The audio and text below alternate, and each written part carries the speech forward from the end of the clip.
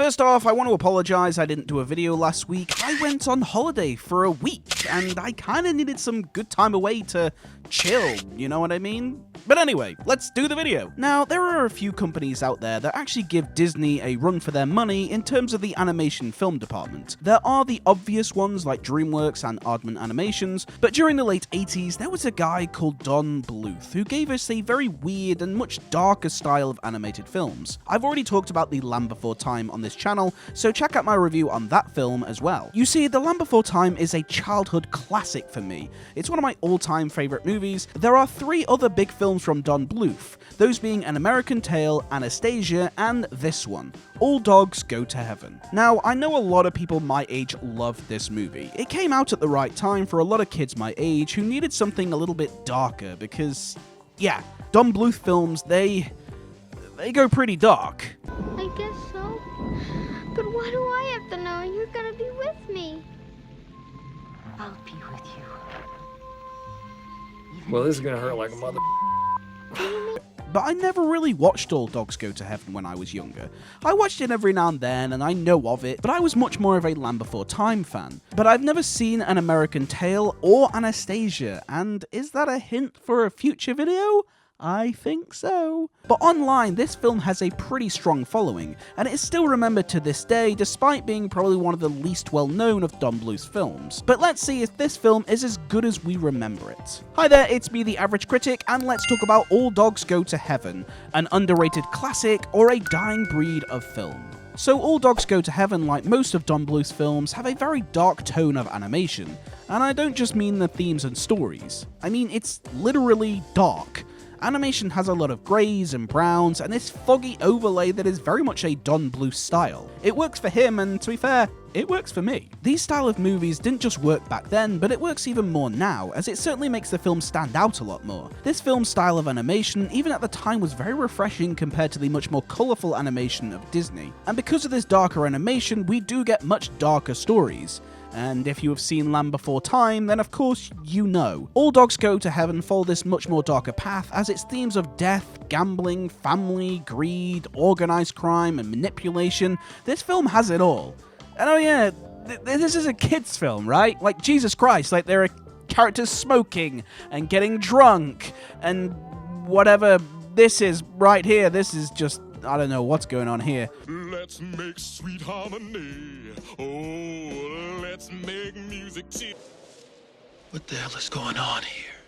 But for all of its amazing themes, it never seems to hit home with the seriousness of it all. You see, the film is a musical, and being set in 1939 in New Orleans, it has some killer show tunes right out of the time period. The musical songs are kinda okay, I guess. We have the showstopper at the start with You Can't Keep a Good Dog Down, the surprisingly adorable Soon You'll Come Home, which is a lovely I Want song for Anne-Marie, and an incredibly bizarre and out of nowhere Let's Make Music Together, a song sung by an alligator and Charlie for the love of music, and it's one of the most jarring and random songs that happens completely left field. Like, we're just kind of following the story and then it just suddenly happens. It's like, imagine if you were at a dinner party and you just meet someone new and they literally randomly burst out into song for no reason, singing about something which has nothing to do with the conversation. Don't sing. It's okay. You know, let's just walk. Oh. He knows the song too? How do you... They're fucking singing? Get him! It's bizarre. Also, can we just talk about how Anne-Marie is just a smaller version of Snow White with a slightly altered colored dress? She even talks to animals. They're the same picture. Look, Don Bluth used to work for Disney, and you're gonna tell me that this wasn't him shitting on Disney? If this film came out today, he would be sued to hell. But talking about those characters, that is something I love about this movie. Every character is a caricature of something. Charlie is a quick-witted, handsome street hustler. His partner is a nervous, bumbling, brainy type, brilliantly named Itchy. The villain, hilariously named Carface. I think we all know where that's from. With his cigars and rugged mafia-type look, every character has their own style, and it is reflected in the performance. This is also a gangster movie in that all the characters reflect the gangsters of the period from the 1930s to the 1940s, a time when gangsters were nicknamed by the press for having specific attributes. Gangsters like Babyface Nelson and Pretty Boy Floyd, who were given characters to make them stand out. This film does the same thing, as every performance is a standout to flesh the characters out. We don't really really see any backstory of any of the characters, and we don't really need to, as we kinda know exactly who they are and where they come from because of the performances. The film of course has some very strong themes and strong moments that even for me feel very mature. From killing animals, smoking, drinking, gambling, this film has it all. I don't think this film will be given its PG rating today.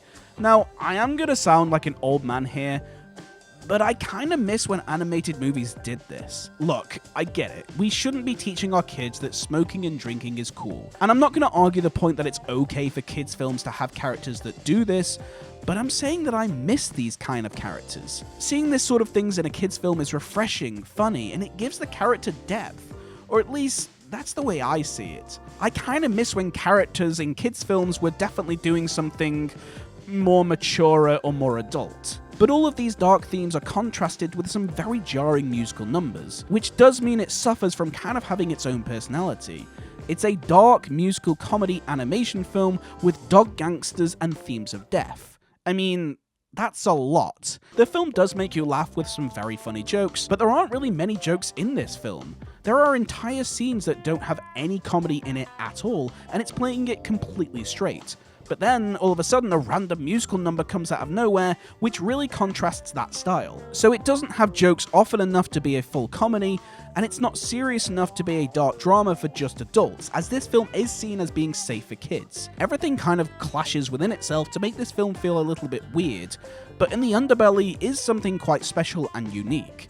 The cast does a wonderful job of making these characters stand out, and they feel fun and exciting. Something which I feel is very missed today is caricature in characters. Despite the film being about dogs, every one of these characters essentially could fit right into a 1940s gangster movie, even if they do some nice show-stopping numbers every now and then. The characters use the stereotype of gangsters and street hustlers of the time, and it runs home with them. It just makes all the characters more fun. Sure, those characters are a little bit one-dimensional, but I miss when films did this to make their characters feel interesting and make them stand out. All Dogs Go to Heaven sadly isn't as amazing as we remember it, but it did a lot of things right with its characters that make me miss these types of animated films today. I was shocked to know that Don Bluth is still around today, and if he ever decided to return to make an animated movie, I will definitely be there for it. So after all that, it gets my professional rating of 6 out of 10. And it's gonna get my personal rating of 6 out of 10 as well. Perhaps the nostalgia for this movie isn't as high with me compared to others, but I know there are a lot of people that really adore this film. But thank you so much for joining me in this video. Let me know in the comment section if you were one of the people who adore this movie. If you enjoyed it, be sure to smash that like button and subscribe to the channel for more great content on all things animation. And be sure to follow me on all my social media platforms as well. Thank you so much for watching me, guys, and I will see you all in the next one.